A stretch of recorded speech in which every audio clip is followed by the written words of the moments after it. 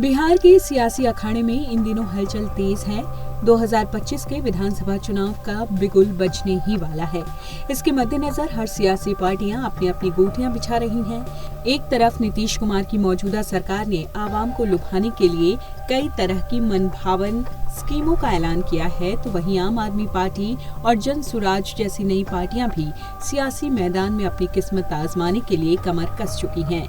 वहीं बिहार की ठाकुरगंज विधानसभा सीट पर भी चुनावी हलचल तेज है। किशनगंज जिले में आने वाली ठाकुरगंज विधानसभा सीट, जो बिहार की कुल 243 सीटों में से एक है, यहाँ का सियासी मिजाज हमेशा से दिलचस्प रहा है। 2020 में आरजेडी के सऊद आलम ने इस सीट पर जीत दर्ज की थी। चलिए आपको बताते हैं कि क्या है इस सीट का सियासी गणित, क्या रहा है चुनावी इतिहास और पिछले चुनावों में क्या था हाल।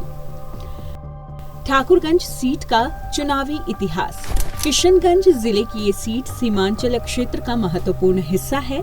1952 में अनंतकांत बसु ने कांग्रेस की सीट पर यहां से पहला चुनाव जीता।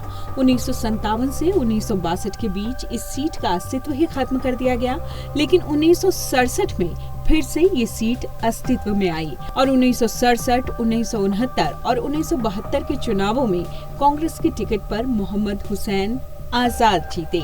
1977 में जनता दल के मोहम्मद सुलेमान जीते। 1980, 1985 के चुनाव में एक बार फिर से मोहम्मद हुसैन आजाद कांग्रेस की टिकट पर जीते।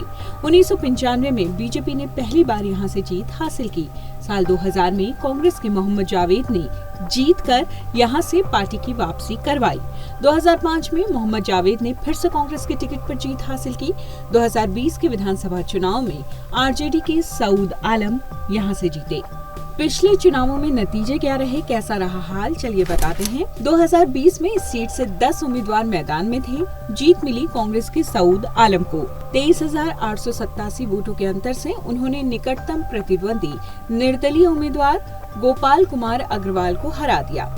जेडीयू के नौशाद तीसरे स्थान पर रहे।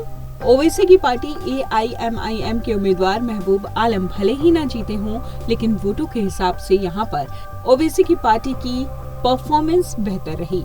मतदाताओं की संख्या। बिहार की ठाकुरगंज विधानसभा सीट पर 2020 के चुनाव में कुल 2,91,257 मतदाता थे और इस सीट पर मतदान का प्रतिशत था 68.3%। देखा जाए तो इस सीट पर दबदबा कांग्रेस का ही रहा। इस बार कांग्रेस और आरजेडी फिर से साथ है। सीट बंटवारे पर खुलासा दोनों पार्टियों ने फिलहाल नहीं किया है। देखना है इस बार ये सीट किसके हिस्से आती है।